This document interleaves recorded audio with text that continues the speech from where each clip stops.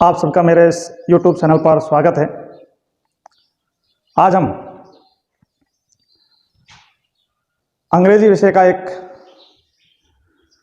ऐसा टॉपिक पढ़ने जा रहे हैं जो अंग्रेजी सीखने के इच्छुक व्यक्तियों को, इच्छुक बच्चों को 100% जरूरत पड़ती है उस टॉपिक।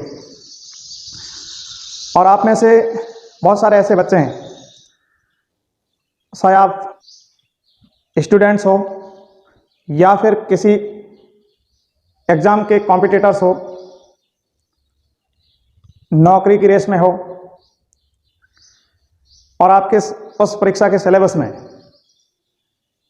अंग्रेजी का, या यूं कहें अंग्रेजी विषय है आपके, या अंग्रेजी का सिलेबस है, तो ये मानकर चलिए कि उस सिलेबस में 99% एक टॉपिक रहेगा parts of speech.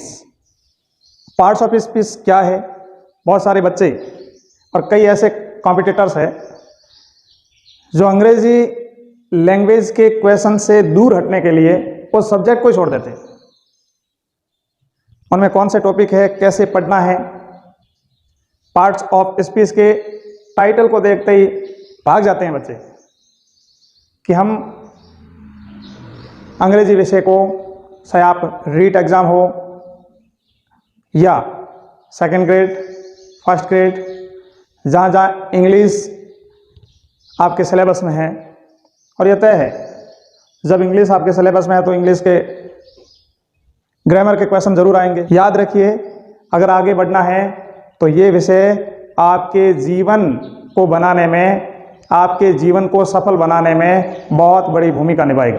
Parts of speech को पढ़ते हैं और बड़े ध्यान से पढ़ना, मन लगा के पढ़ना, और पूरे लेसन को देखने के बाद अगर आपने ध्यान से पढ़ा है, मन लगाकर देखा है पूरे इस वीडियो को, तो यह तय है कि वीडियो के अंत में आप जरूर कुछ सीख चुके होंगे और अपने आप में ये कॉन्फिडेंट होंगे कि आने वाले विषय में हम अच्छी तरीके से अंग्रेजी पर कमांड हासिल कर सकते हैं। Parts of speech.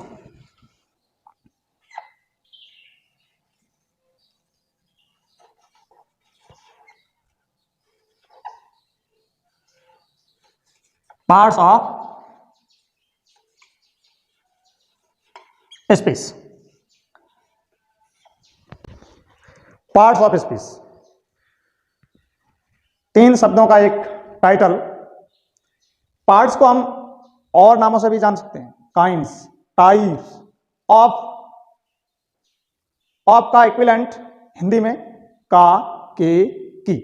जब भी आप इंग्लिश पढ़ते हैं तो जरूर ग्रामेटिकल, अगर हमेशा आप ये दिमाग में लेके बैठ जाएंगे कि टेंसों का ही प्रयोग होगा, ग्रामेटिकल रूल्स चलेंगे, नहीं। छोटे छोटे फ्रेज भी सेंस देते हैं, मीनिंग देते हैं। तो जहां ऑफ आता है तो उनका ज्यादातर का, के, की, इस प्रकार के हिंदी शब्दों का अर्थ लिया जाता है। स्पीच, अब इस शब्द को समझते हैं कि पार्ट्स ऑफ स्पीच, हम पहली नजर में जब इस टॉपिक को देखते हैं तो लगता है speech means here, speech means a sentence.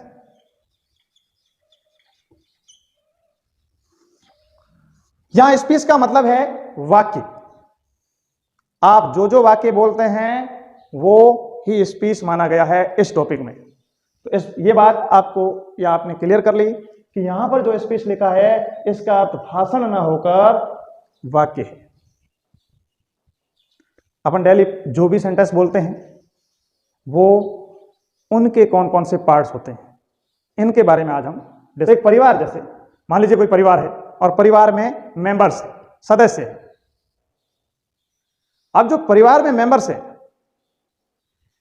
मान लीजिए हम इस एग्जांपल को इस प्रकार समझें, ये क्या है? फैमिली है। फैमिली, इस फैमिली में मैं यहां पर एरो करके दिखाता हूं, आगे बहुत सारे मेंबर्स होंगे। सदस्यों से मिलकर ही तो परिवार बनता है। अब आपने देखा होगा कि परिवार के सदस्यों के 3 खास बातें होती है। एक, उनका नेचर। स्वभाव, प्रकृति। दूसरी होते हैं फंक्शन, कार्य। फंक्शन मीन्स कार्य। तीसरा होता है पोजीशन, स्थिति।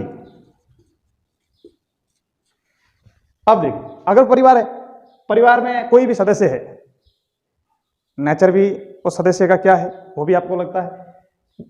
भिन्न भिन्न प्रकार के नेचर के प्राणी परिवार में मिल जाएंगे। इसी प्रकार उन सदस्यों के क्या क्या कार्य हैं। कोई जॉब करता है, मतलब उनके अलग अलग काम हैं। जैसे कई परिवार में पिता का रोल निभाता है, कई माता का रोल, कई भाई की जिम्मेदारी निभाते हैं, कई बहन के। इस प्रकार उन सदस्यों के अलग अलग कार्य होते हैं। तीसरी है पोजीशन। इसी प्रकार दूसरी तरफ समझें तो हम एक सेंटेंस बोलते हैं, कोई भी। Ram is a teacher, Ram एक अध्यापक है। तो इसमें भी कुछ वर्ड्स है। इन वर्ड्स के, ये आप देख लेना, उन वर्ड्स के स्वभाव, नेचर भी है। नेचर इस प्रकार, जैसे राम।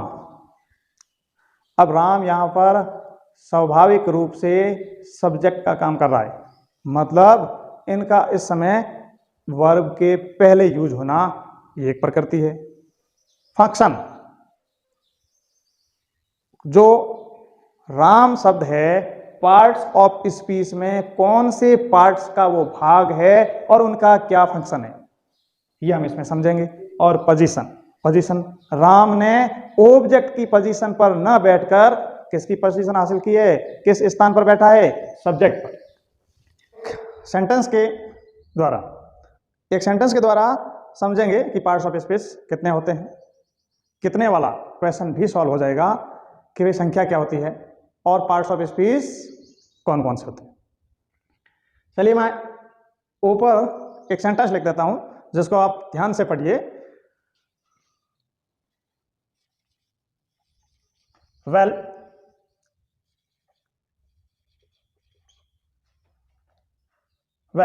he and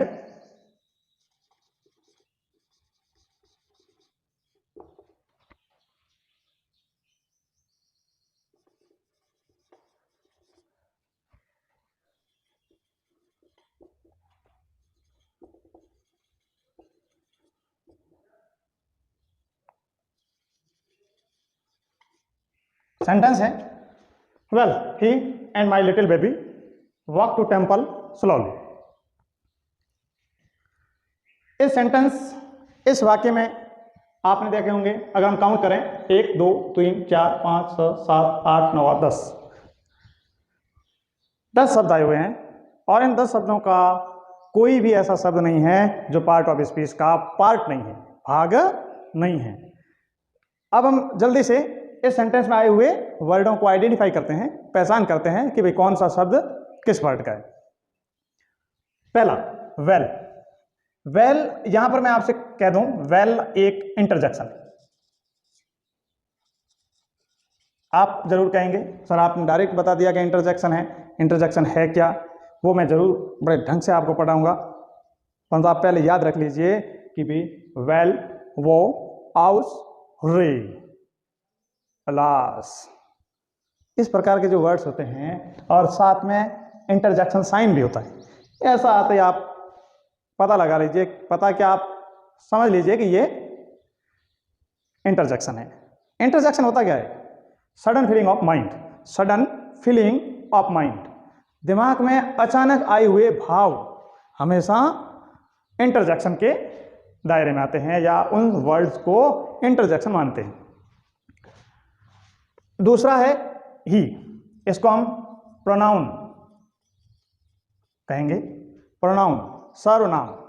अंग्रेजी में अगर प्रोनाउन को हम डेफिनेशन दें तो the words which used at the place of noun, मतलब ऐसे शब्द जो, या यूं कहें छोटे शब्दों में कहें, वर्ड्स विच रिप्लेसेस नाउन, ऐसे शब्द जो संज्ञा को रिप्लेस करते हैं या संज्ञा की जगह यूज होते हैं।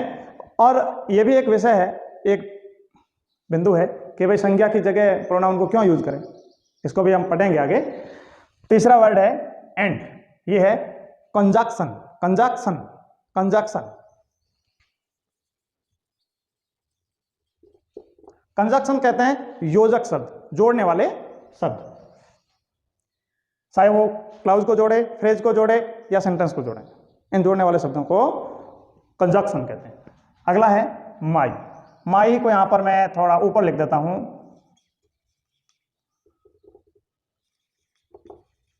डिटरमिनर। डिटरमिनर, माई एक डिटरमिनर है। अब determiner, a sentence which determined a noun, जरूर इनके बाद में आने वाली संज्ञा ही होती है और संज्ञा को वो निश्चित करते हैं। Next little. लिटिल को मैं यहां आइडेंटिफाई करते हुए नाम दूंगा एडजेक्टिव्स। एडजेक्टिव्स विशेषण, और आपको पता ही है एडजेक्टिव होते हैं क्वालिफाई, ये डिस्क्राइबिंग वर्ड होते हैं, डिस्क्राइब करते हैं किसका, हमेशा नाउन और प्रोनाउन का। नेक्स्ट है बेबी। बेबी नाउन है।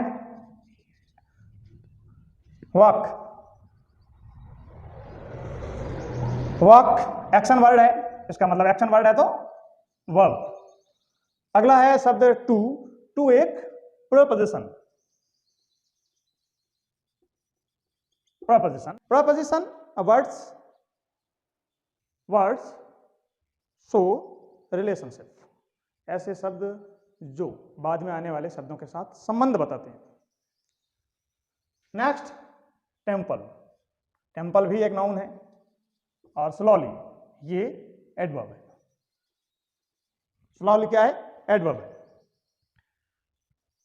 अब आप समझ गए होंगे कि एक सेंटेंस में 8 9 जो भी है, मैं आपको थोड़ा आगे इसको क्लियर कर दूंगा कि पार्ट्स ऑफ स्पीच होते कितने हैं, और आप खुद समझने के बाद कहेंगे कि ये कोई खास विषय नहीं है। चलिए, ओल्ड इंग्लिश या फिर ट्रेडिशनल इंग्लिश या परंपरागत चली आ रही इंग्लिश में कहें तो parts of speech there are 8 parts of speech. 8 part of speech होते हैं। 8 पार्ट्स ऑफ स्पीच होते हैं। इसको अगर आप याद रखना चाहें तो आप समझिए अपन कौन सा टॉपिक पढ़ रहे हैं, parts of speech. Parts of speech में स्पीच के अंत में कौन सा लेटर आया है, एच। कौन सा लेटर आया है, एच। एच, एच को अगर यहां पर हम ऊपर और नीचे की साइड को जोड़ देते हैं तो एक नंबर बन जाता है 8। तो नहीं बोलेंगे कि पार्ट्स ऑफ स्पीच की संख्या 8 होती है। There are 8 parts of speech. ये यूं कहें कि पार्ट्स ऑफ स्पीच की संख्या 9 भी हो सकती है। वो किस प्रकार, वो ऐसे, ये जो अपने एडजेक्टिव लिया है, एडजेक्टिव जो है इसे हम विशेषण कहते हैं। 8 कहने वाले तो कहते हैं कि जो डिटरमिनर है वो एडजेक्टिव में शामिल है, और 9 कहने वाले कहते हैं नहीं, डिटरमिनर को हम बाहर निकालेंगे एडजेक्टिव के बाद। और जल्दी में आप समझ लीजिए, एडजेक्टिव में बहुत सारे क्वांटिटिव और क्वालिटिव दोनों प्रकार के जो वर्ड्स है, जैसे रेड शर्ट, बिग रूम, इस प्रकार के शब्द रेड और बिग ये एडजेक्टिव है। और डिटरमिनर में आर्टिकल ए एन दी और माई, आवर, इस प्रकार के जो पॉजिटिव एडजेक्टिव है वो डिटरमिनर में जाएंगे। तो कहने का मतलब है 8 कहने वाले इसको साथ में मानते हैं और भिन्न करने वाले दोनों को अलग करते हुए पार्ट्स ऑफ स्पीच की संख्या 9 कर देते हैं। अब जल्दी से इस टॉपिक को अपन समझ लेते हैं। पहला पार्ट हम लेंगे noun. Noun, a noun is a naming word.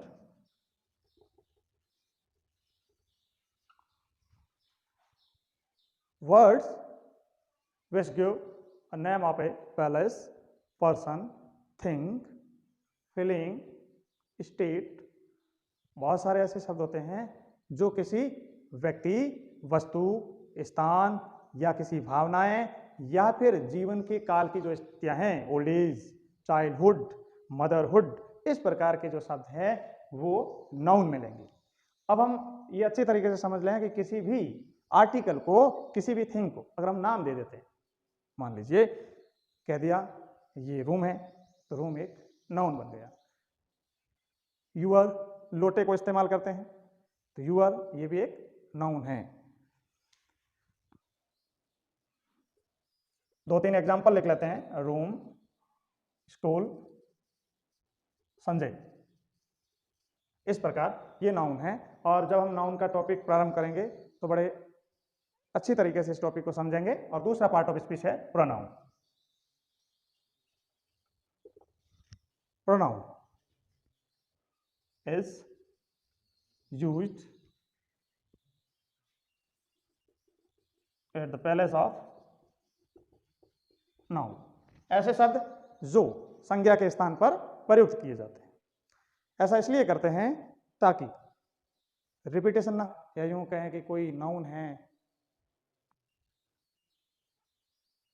Radhe Shyam Ganpati लाल, ये एक व्यक्ति का नाम है, उसके ऊपर कोई पैरा लिखना है तो अपन लिख रहे हैं कि राधे श्याम गणपति लाल ने ये किया, और नेक्स्ट लाइन में फिर लिखते हैं राधे श्याम गणपति लाल ने ये किया।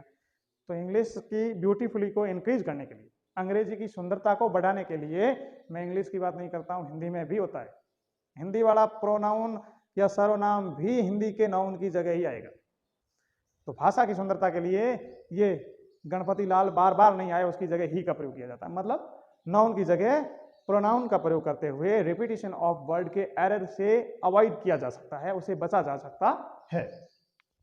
जैसे मैं दो तीन एग्जांपल लिख देता हूं जिससे आपको समझ में आ जाए कि ही, सी, इट। नेक्स्ट, एडजेक्टिव्स, विशेषण। हिंदी में कहते हैं विशेषण, अंग्रेजी में कहते हैं एडजेक्टिव्स। ये डिस्क्राइबिंग वर्ड है। यहीं केवल इतना ही मैं डेफिनेशन करूंगा कि ये डिस्क्राइबिंग वर्ड है। और किसको डिस्क्राइब करेंगे? दो वर्ड लिख देता हूं, एक तो नाउन को, दूसरा प्रोनाउन को। इन दोनों को ये जरूर डिफाइन करेंगे, इनकी ये विशेषता बताएंगे, डिस्क्राइबिंग करेंगे या फिर इनको क्वालिफाई करेंगे। जैसे मान लीजिए एक शर्ट है। अब ये शर्ट किस टाइप का है, इसका कलर क्या है, स्लीव क्या है, ये अगर आगे एक वर्ड लिख दें ब्लैक, ब्लैक शर्ट, इसका मतलब ये शर्ट तो नाउन है और ब्लैक एक एडजेक्टिव है जो इसको क्वालिफाई करता है, इसकी विशेषता बताता है। तो ऐसे शब्द जो नाउन और प्रोनाउन की विशेषता बताते हैं, संज्ञा और सर्वनाम की विशेषता बताते हैं, वो एडजेक्टिव्स कहलाते हैं। Next, verb. ये भी पार्ट्स ऑफ स्पीच का एक महत्वपूर्ण भाग है, या पार्ट्स है, टाइप्स है, काइंड्स है।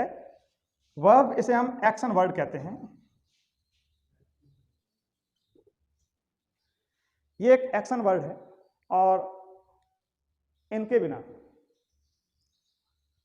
सेंटेंस का निर्माण करना मुश्किल ही नहीं, नामुमकिन, बहुत जरूरी है।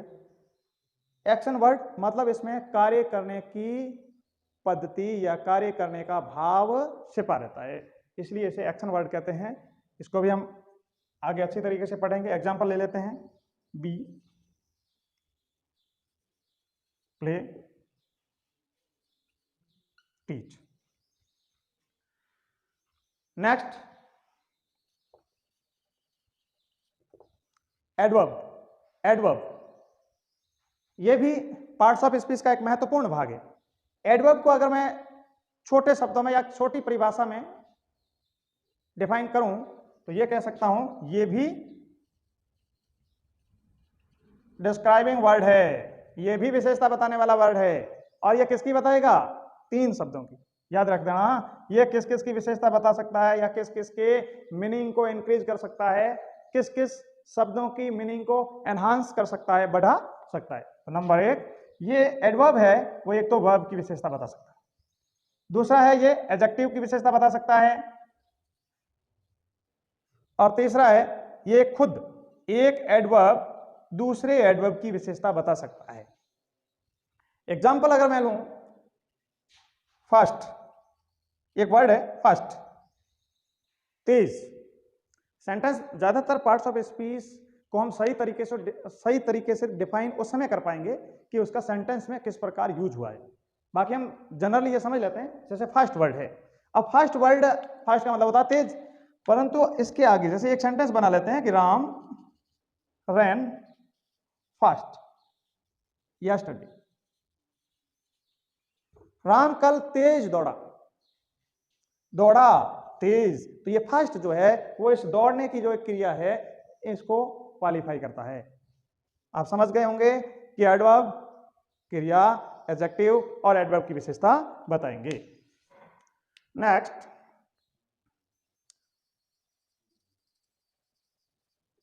प्रपोजिशन। ऐसे word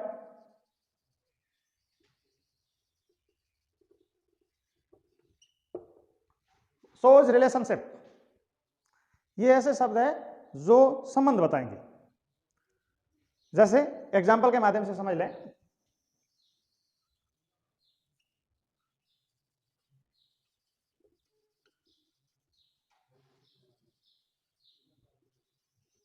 I am going to school now, मैं इस समय या मैं अब विद्यालय जा रहा हूं।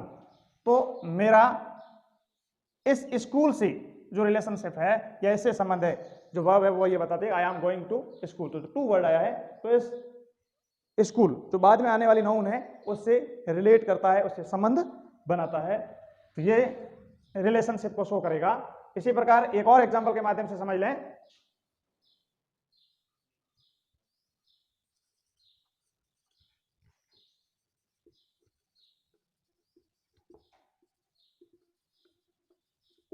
Sita is a fond of singing, Sita गाने की शौकीन है।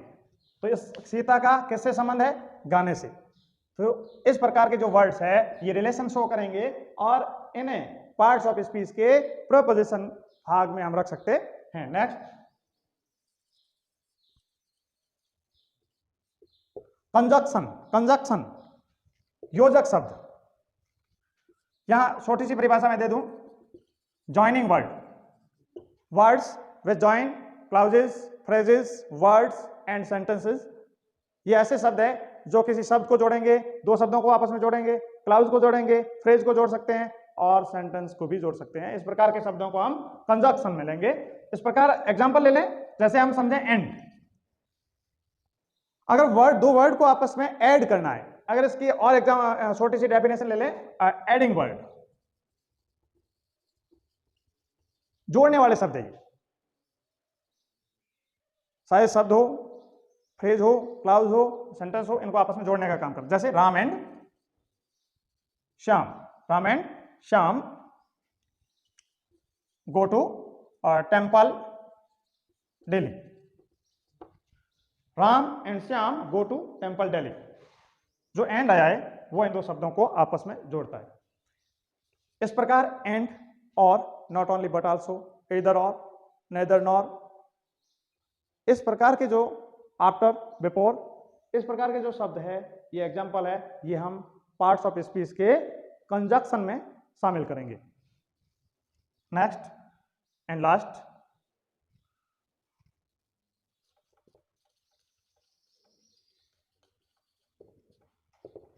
इंटरजेक्शन। इंटरजेक्शन, इसको अगर छोटी सी परिभाषा दूं मैं,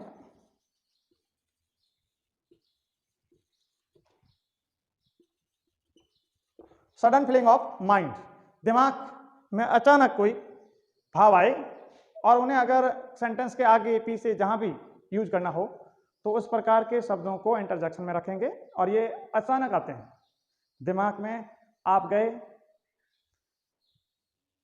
अगर एकाएक, अचानक मिलना, टू मीट, कम अक्रॉस, अचानक मिलना, कम अक्रॉस, एक फ्रेजल वर्ब भी यूज होती है।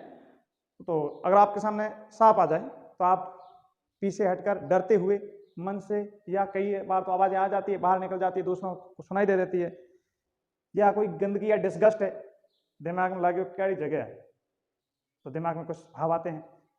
इसी प्रकार आप गवर्नमेंट जॉब हासिल कर ली, जो आपका एम था, जिसके लिए आप तैयारी कर रहे थे, उसको प्राप्त कर लिया, तो आप खुश होंगे, खुश के लिए हुर्रे हुर्रे। इसी प्रकार अगर आप निराश हैं तो आप अलास, इस प्रकार के वर्ड का यूज करेंगे। यह है इंटरजेक्शन, और इसमें इंटरजेक्शन साइन बहुत महत्वपूर्ण है।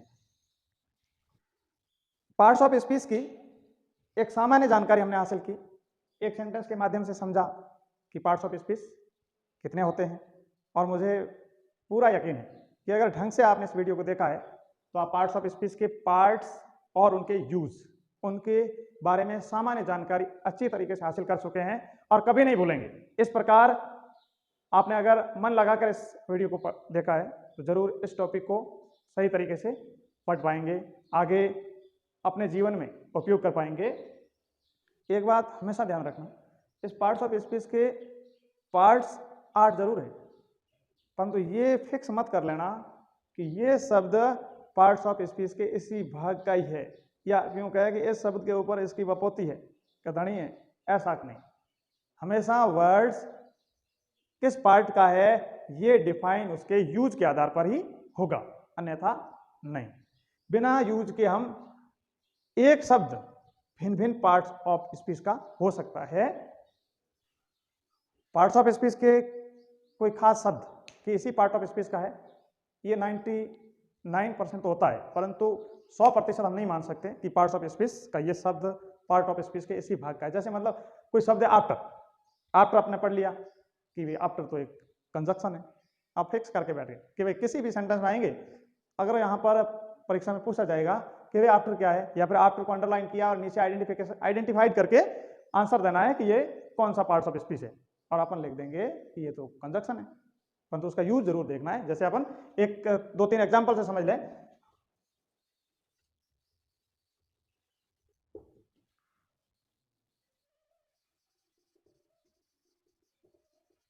दे अराइव सून आफ्टर, यहां आफ्टर जो यूज हुआ है वो एडवर्ब है। They arrive soon after.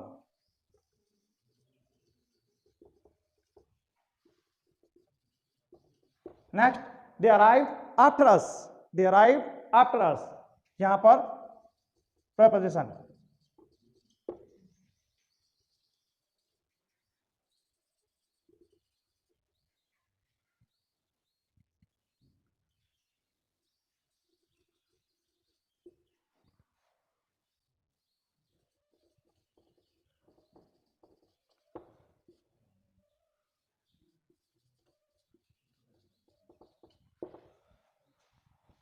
They arrived after we had eaten, ये कंजक्शन है। तो अब हम देखते हैं कि जो पढ़ा है इसमें से परीक्षा में क्या पूछा जा सकता है। तो मैं आपको स्पष्ट बता देता हूं कि आज हमने जो पढ़ा है इनमें से 2-3 बातें जरूर पूछी जा सकती है। एक तो normal definition of parts of speech. अगर हम डेफिनेशन की बात करें तो सामान्य रूप से यूं कहें कि पार्ट्स ऑफ स्पीच के जो भाग है उनकी सामान्य जानकारी पूछी जा सकती है।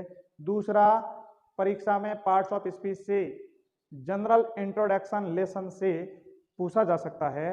अगर कोई सेंटेंस दे दिया जैसे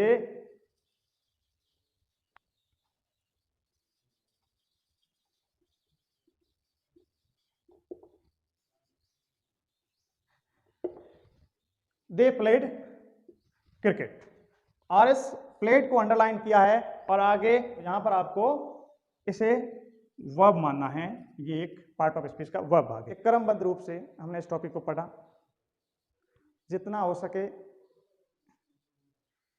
मैक्सिमम सिंपल मेथड का प्रयोग किया, और मुझे पूरी आशा है कि आपने इस आज के लेसन को बड़े मनोयोग से पढ़ा होगा, देखा होगा और समझा होगा।